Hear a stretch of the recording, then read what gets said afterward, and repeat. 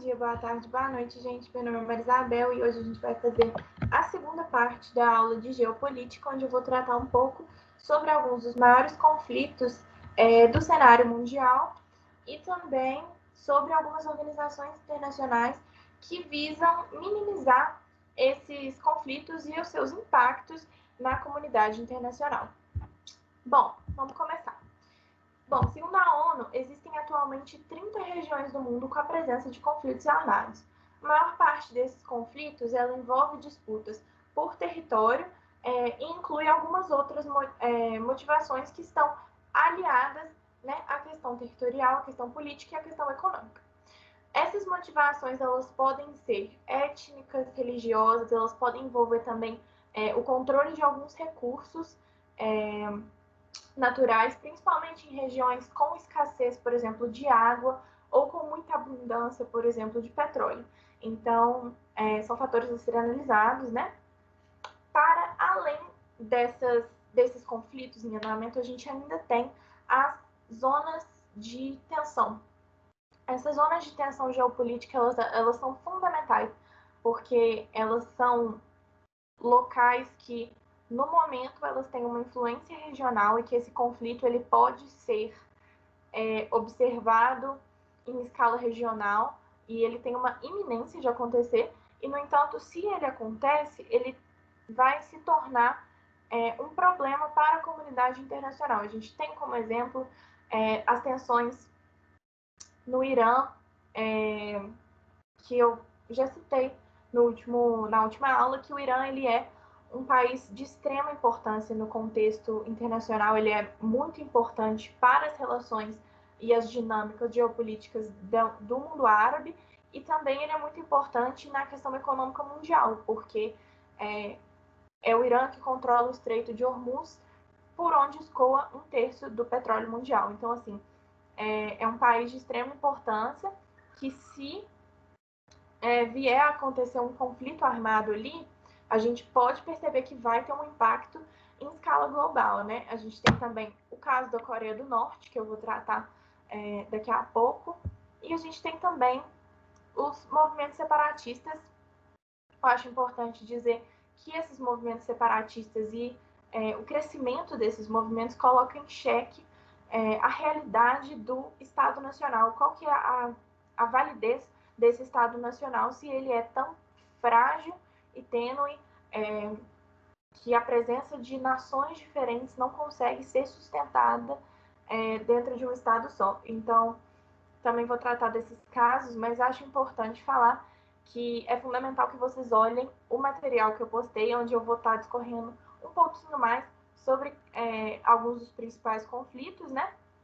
Até porque não existe tempo para a gente tratar de todos eles em vídeo, né? Nem eu tenho tempo, nem vocês. Mas eu gostaria de citar algumas coisas aqui. A gente tem que entender que os conflitos eles têm dinâmicas diferentes e eles não necessariamente são... Como que eu posso dizer? Eles não têm a mesma natureza sempre. A gente pode ver, por exemplo, o México é citado como uma região de guerra. No entanto, é uma guerra civil, é uma guerra de gangue contra gangue, vizinho contra vizinho. Não é uma guerra que nem a gente entende, por exemplo, a Segunda Guerra Mundial, né? E a gente ainda tem as crises que elas são crises migratórias, que hoje em dia são consideradas os maiores conflitos, né? Porque eles movimentam muitas pessoas. Os conflitos e as crises migratórias, eles são um ciclo, né? Porque uma vez que você tem um conflito, você vai gerar uma migração, e uma migração de uma etnia para outro local vai gerar também uma tensão e possivelmente um conflito. Então, a gente tem, por exemplo, a situação do Myanmar e Bangladesh, que está explicado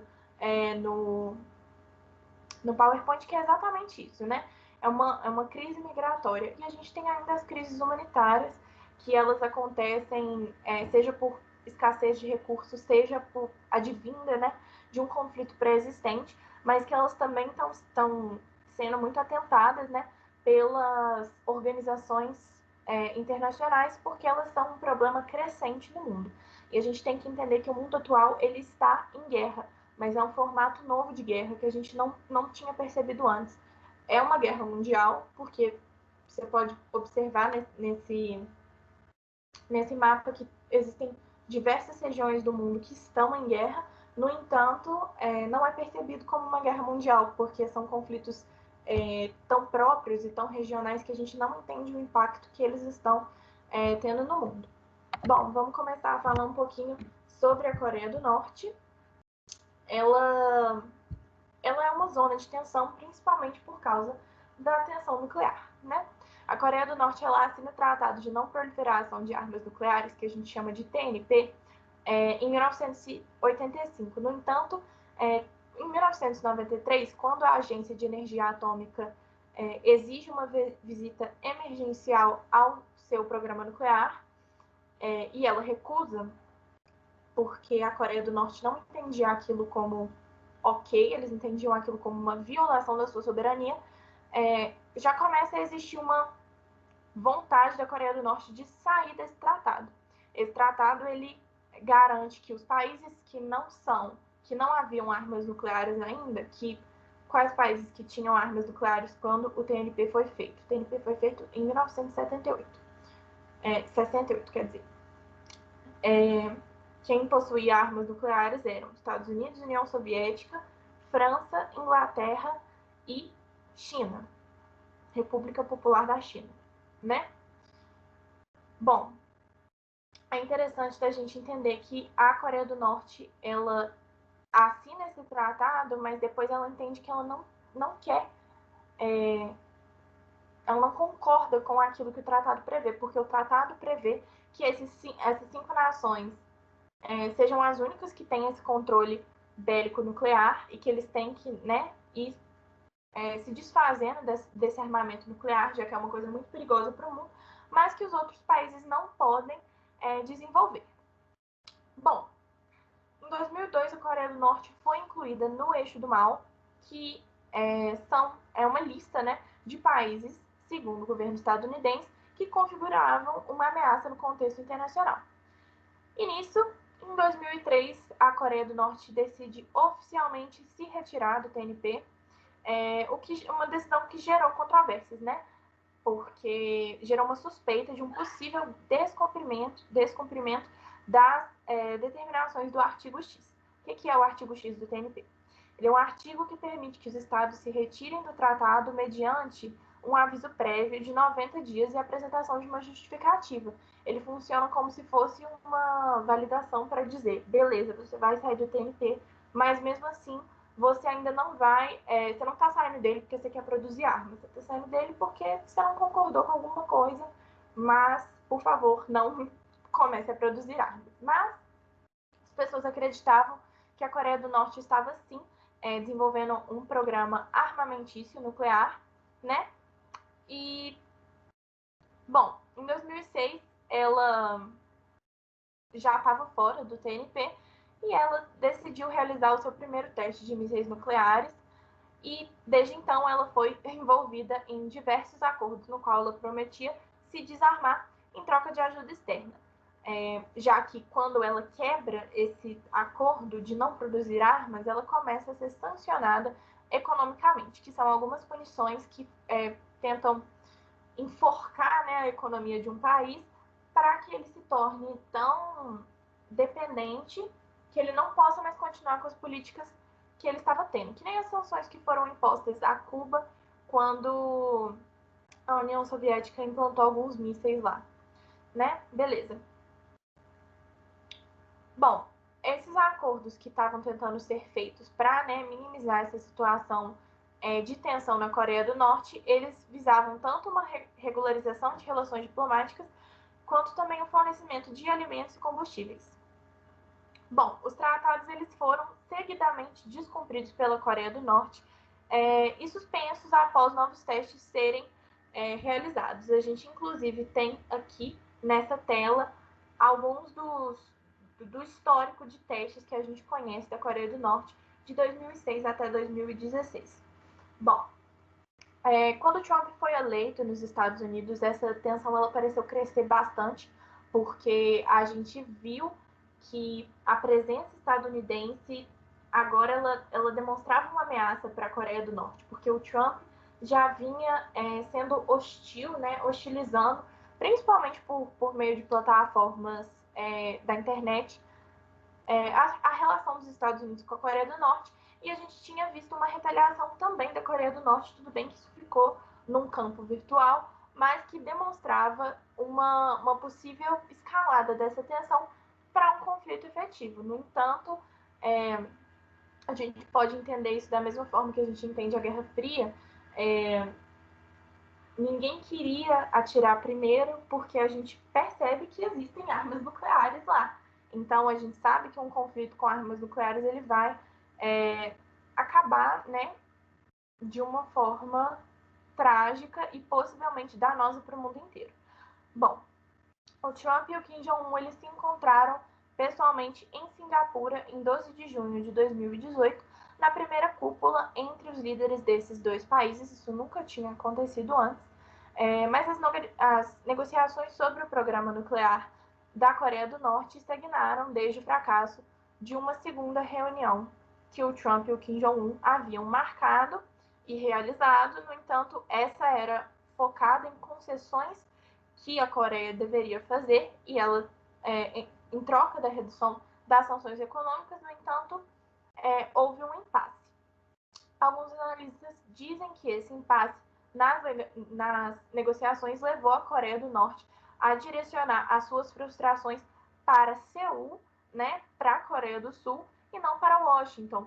E isso a gente observou, né, nos últimos meses, assim, até o início de 2020, uma série de novos testes de armamento nuclear. Então, a Coreia do Norte queria meio que impor um medo, assim, na Coreia do Sul, já que ela entendeu que não valeria a pena fazer isso com os Estados Unidos e criar uma nova Guerra Fria, né?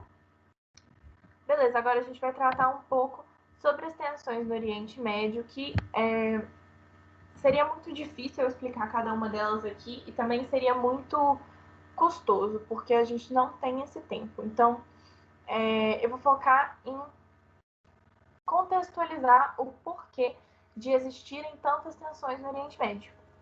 Bom, a região do Oriente Médio, como a gente sabe, é uma das mais conflituosas do mundo. E diversos fatores contribuíram para isso.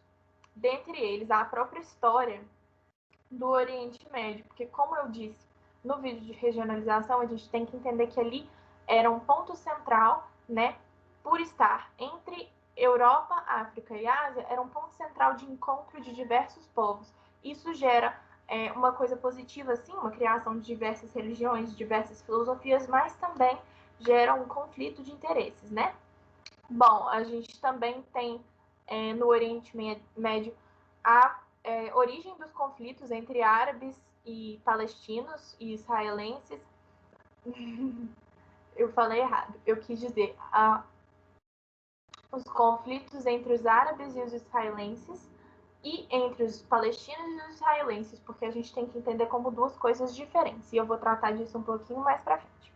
A gente tem que entender também que a posição geográfica dele é fundamental, e isso é a chave da geopolítica, entender que não adianta você tratar de um conflito, você precisa entender aonde ele está acontecendo, porque a geografia é uma arte de guerra, querendo ou não. Isso foi teorizado por Yves Lacoste, e ele explica que entender a geografia, entender um terreno, entender uma população, etc e tal, vai te fazer ganhar uma guerra ou não, porque você saber se posicionar, você saber espacializar a sua guerra é o que vai fazer você ganhar ou perdê-la, né? Então é importante entender o posicionamento do Oriente Médio.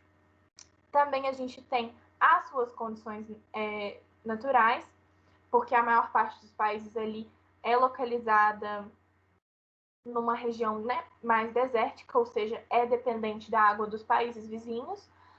A gente também tem a presença de recursos estratégicos no subsolo. E o que isso significa? Petróleo, principalmente petróleo. E também a posição no contexto geopolítico mundial, porque quando a gente está falando do mundo árabe, a gente está falando exatamente do mundo árabe. A gente tem uma dificuldade muito grande em isolar casos quando se trata do Oriente Médio. Bom, além disso, a gente tem que entender que o Oriente Médio ele foi colonizado também, né? Ele esteve sob domínio de de algumas nações europeias, por exemplo, a Inglaterra. A situação de Israel e Palestina ela se deve diretamente ao domínio inglês e o que os ingleses fizeram ali. Então é importante a gente entender que, novamente, da mesma forma que os conflitos da África, muitas vezes eles decorrem, né, de uma partilha mal feita dos estados ali, porque aquele território ele existia com nações muito diferentes entre si ali. E isso aconteceu também no Oriente Médio, né? As fronteiras das novas nações elas foram definidas de acordo com os interesses dos europeus e elas não consideraram a história, as tradições locais, as populações locais e, consequentemente, vários conflitos ocorreram e vão continuar ocorrendo no Oriente Médio por um descaso mesmo de pessoas que entraram num país que não era deles e decidiram colonizar. Bom, agora tratando da Primavera Árabe, ela é o nome dado para a onda de protestos, revoltas e revoluções populares contra os governos do mundo árabe, alguns dos governos do mundo árabe, que eclodiu ali em 2011. Começou em janeiro de 2011, mas algumas delas duram até hoje, como é o caso da Síria. O material sobre a Síria está no slide de apoio. A raiz desses protestos é um agravamento da situação desses países provocados não apenas por uma crise econômica, mas também por uma falta de democracia apontada pela população. Muitos desses estados são autoritários, né? Eram autoritários, alguns ainda são. A população ela sofria naquele momento, e algumas ainda sofrem, com elevadas taxas de desemprego e altos custos de coisas básicas, como, por exemplo, o alimento, e dessa forma, eles pediam por melhores condições de vida. Os principais países, os primeiros países, né, a serem envolvidos foram o Egito, a Tunísia, na verdade começou na Tunísia, né? A Tunísia, o Egito, a Líbia, a Síria, o Iêmen e Bahrein. Bom,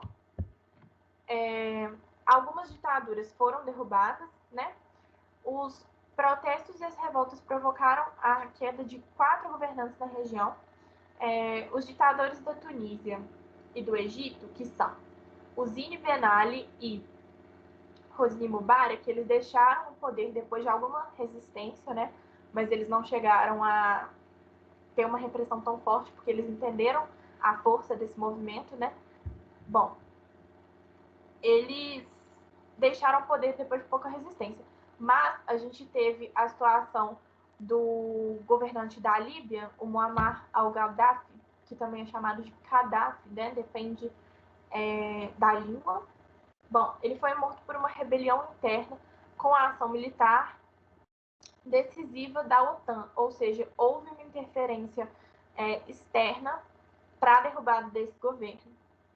No Iêmen, o presidente, que era o Saleh, resistiu às manifestações durante diversos meses e depois ele transferiu o poder para um governo provisório.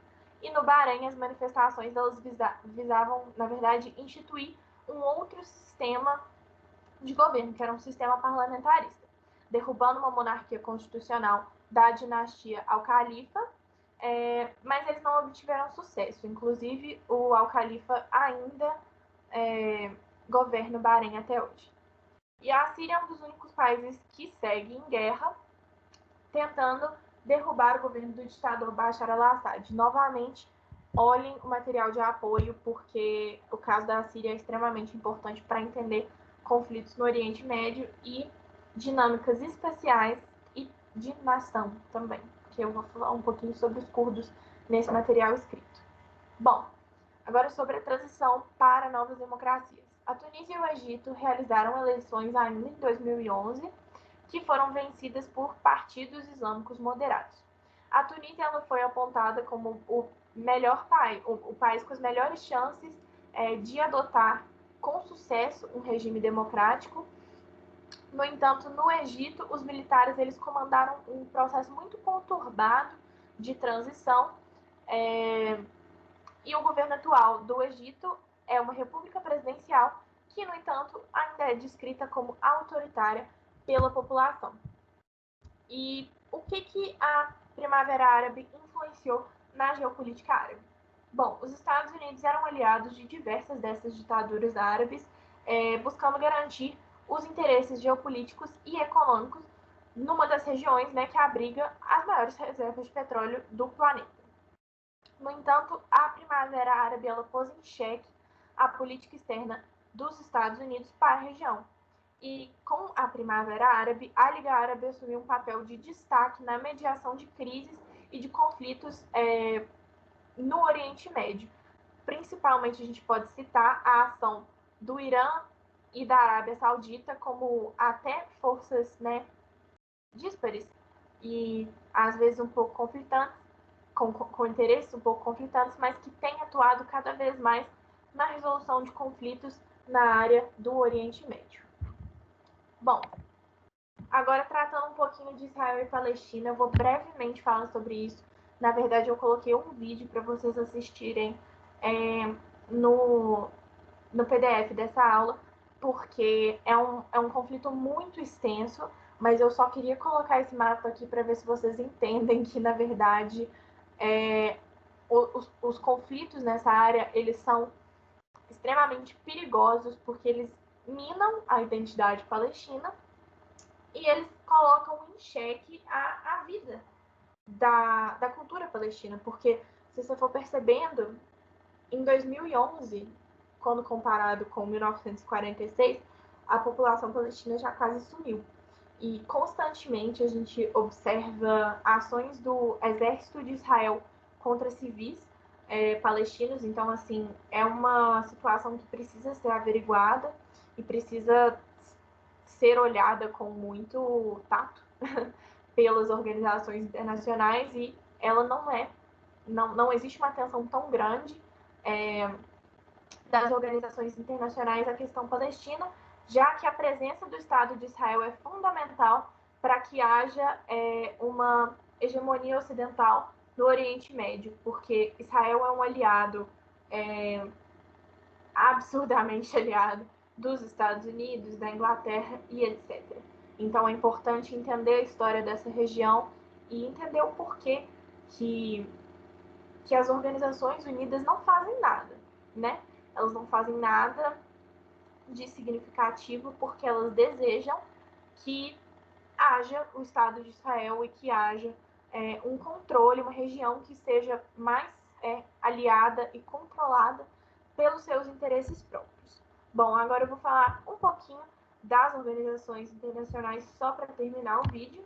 Bom, as primeiras organizações internacionais elas têm a sua origem através das necessidades que o mundo vivia durante o século XIX. Então, a gente, como eu citei no primeiro vídeo, uma das primeiras tentativas de relações internacionais foi a Conferência de Berlim. Depois da Primeira Guerra, a gente vê a criação da Liga das Nações, que também foi feita para prevenir uma nova guerra, né? Que ela não deu certo, mas a ONU nasce com esse mesmo princípio de mediar a situação do contexto internacional, minimizar esses conflitos e fazer com que conflitos regionais não escalem para conflitos mundiais. Mas aí é o que eu falei. Esses conflitos eles permanecem regionais, mas a gente observa cada vez mais regiões tendo conflitos. Então, o mundo está em guerra, mas a gente não está numa guerra mundial.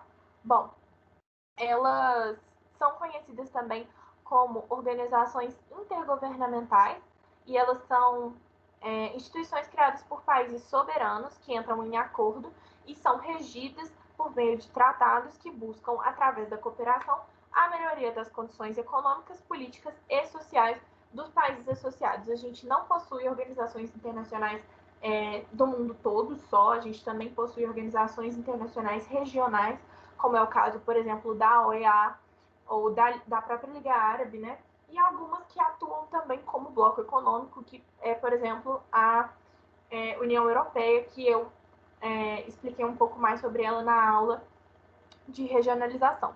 Bom, agora alguns dos escopos das organizações internacionais. Elas atuam em conjunto, de forma cooperativa, para buscar avanços econômicos, sociais e políticos para os países membros. Elas buscam soluções em comum para resolver os conflitos de interesses entre os Estados-membros. Então, vamos supor que 2 países querem a mesma coisa, a organização como um todo vai tentar resolver esse problema de uma forma justa para os dois e beneficiando, né, os dois. Bom, elas estabelecem também políticas de cooperação técnica e científica. A gente tem, por exemplo, a OMS mediando essa questão da vacina do Covid e tal. Tudo bem que atualmente a gente tem uma presença muito grande de uma capitalização, né, que é crescente. Então a gente observa muitas empresas privadas tendo posses de tecnologias e elas não estão associadas aos estados, mas a gente tem as organizações como uma forma de mediar esse compartilhamento de técnica e de ciência. Bom, elas estabelecem também parâmetros e normas comuns, algumas delas, né? A ONU faz isso, por exemplo, através do Conselho de Segurança, que é o seu único órgão mandatório. Bom, traçam também estratégias para a resolução de problemas com urgência, ou seja, a gente pode ver ainda no Conselho de Segurança uma intervenção militar em um determinado país, ou a OTAN também. A OTAN, ela funciona, por exemplo, durante a Primavera Árabe, a OTAN foi convocada, eles sentaram e eles decidiram intervir da manifestação que estava acontecendo na Líbia e conseguiram, né, eventualmente matar, não a OTAN em si, mas os manifestantes, o ditador Gaddafi. Bom, além disso, elas fiscalizam, além de órgãos específicos, o cumprimento de regras estabelecidas pelos acordos. A gente tem como, por exemplo, a AIEA, que é a Agência Internacional de Energia Atômica, que fiscaliza, por exemplo, o TNP e o funcionamento da energia nuclear de forma pacífica no mundo. E elas organizam também reuniões para trocas de experiências, definições de novas políticas e determinações de novos objetivos. Né? Então, a gente tem como exemplo as metas globais da ONU. Né? Beleza, só citando aqui quais são essas organizações que eu coloquei aqui na tela. Essa primeira da esquerda é a ONU, Organização das Nações Unidas. Ela foi fundada em 1945, ela foi fundada depois do final da Segunda Guerra para fins de evitar uma nova guerra mundial. Então, desde então, ela media as relações, e ela fez isso durante um período muito difícil, né, que foi o período da Guerra Fria, porque assim que a ONU nasce, a Guerra Fria começa a florescer também. Então, a ONU foi fundamental para a prevenção de novos conflitos. No entanto, é interessante lembrar que nenhuma organização é perfeita, né? A gente tem ainda a OIT, que é a Organização Internacional do Trabalho, media as relações trabalhistas no mundo, faz análises sobre situações de trabalho análogo à escravidão, de procedimentos patronais e de servidores. A gente tem em cima, na direita, a Organização Mundial da Saúde, como eu já citei, que media situações de saúde pública no mundo. Na parte de baixo, a gente vai ter o Banco Mundial e o Fundo Monetário Internacional, que funcionam como cooperações econômicas, né, organizações econômicas, para fins de solucionar alguns conflitos. Solucionar algumas crises que são advindas de questões de desenvolvimento. Então, cada um deles tem um escopo diferente, mas ambos visam um desenvolvimento de um mundo mais sustentável e mais evoluído dentro da lógica capitalista. Bom, além disso, eu poderia citar várias outras organizações que são muito importantes, por exemplo, a OMC, a OEA, algumas organizações regionais, mas eu já me alonguei muito. Então, com isso, eu vou terminar o vídeo e espero que vocês tenham entendido tudo. Caso haja alguma dúvida, é só me mandar a pergunta. E é isso, gente. Muito obrigada.